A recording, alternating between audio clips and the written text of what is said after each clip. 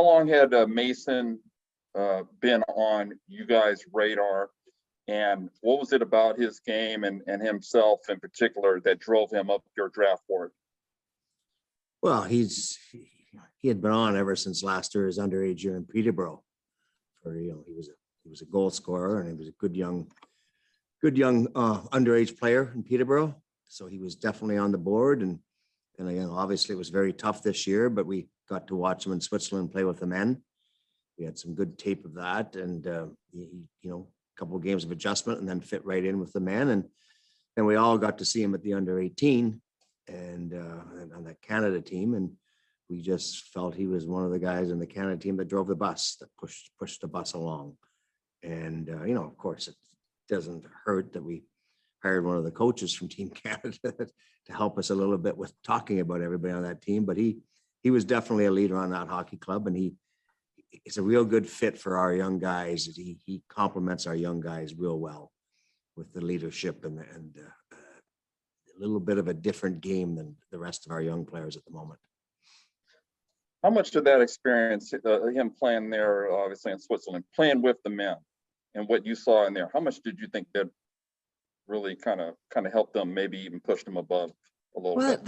That helped. I think for the most of us, it was the drive and the leadership he showed at the under 18s in Dallas. I think that was the thing that just drove him right ahead of a few other guys we had as we were looking at them all. There was a guy at number 1, and then there was 7 or 8 after the guy at number 1. And he just jumped up the board real big time for us. I've just got one more, and I'll let someone else ask. You mentioned the different elements that he brings, different elements that he has with other than some of your other forwards. What do you think are, in particular, are those different elements, and did that make him the selection over some of the other forwards that were available to you at that spot? Yeah, it was something we've been looking for, to get a little bit of our the way we used to play, and the way we want to get back to a little bit of the oomph in the game, a little bit of the pushing the pace, and he's good on the forecheck. He shoots the puck. It's a little physical presence. We just a little different than he's different than Trevor, for example, different type of player, but really complements a guy like and now you've got Trevor and him down the middle, as possible top 9, 3 of your top centermen in the top 9. So, Seaford. Hey, Bob. He described his play as rough and a little bit rowdy, I think was what he said. Is that a fair assessment? Somebody else told me that's pretty close. That's the first thing that when I finally saw him live, that was one of the first things I noticed. So, oh wow, who's this guy?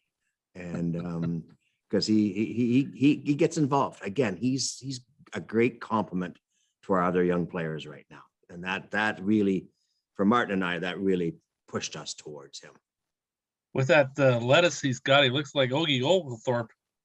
That probably doesn't hurt. I asked him. We talked to him again yesterday. We did a couple of them yesterday for the second or third or fourth time on Zoom. And I kind of said, "There's no barbers in Ottawa. What's going on there?" He just chuckled. So he's got some. You guys are gonna like him. He's got some charisma to him. Can he? Is he strictly a centerman for you, or can he play the wing? We've seen both. So yes, he can. He can do both. We want him as a center, Elliot. Center, okay. So you would envision him maybe with, say, like Troy or Max on his wings, rather than playing alongside Trevor? I think so. That's the sort of the game plan right now. But the best laid plans, you know how they go. So again, Trevor. We want Trevor at center, but maybe that might not work at some point. Right. If you get another center, so maybe Trevor ends up playing with us with Mason. I don't know.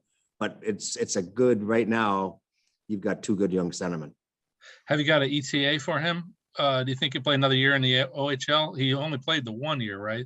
Yeah, he played the underage year, and then the OHL didn't play last year. Right. So over in Switzerland. As with all these kids, he's coming here to make the hockey team. I can tell you that. That's what he's thinking. So he makes it, he makes it. The same I've said about all the other ones. He's definitely, he's developed enough physically. You always worry about, he's developed enough to play. Well, he showed that in Switzerland. So, Thanks. Appreciate it. yep. Anyone else? Wiki, okay? You're muted, Mark. Mark, you're muted. Oh. He's good, I guess. Is everybody good? You know, I got Okay. one more for you. Go ahead. Any trade possibilities? There were a bunch today. Did anything come close to materializing for you guys? Almost. I don't want to comment. It was, there was a chance, move back a few. And you know, I knew what they wanted to get, the other team. So there was a chance, it just, the value wasn't there to do it, that we thought was fair. So we moved on. There was one little thing there, that was it. Okay, thank you.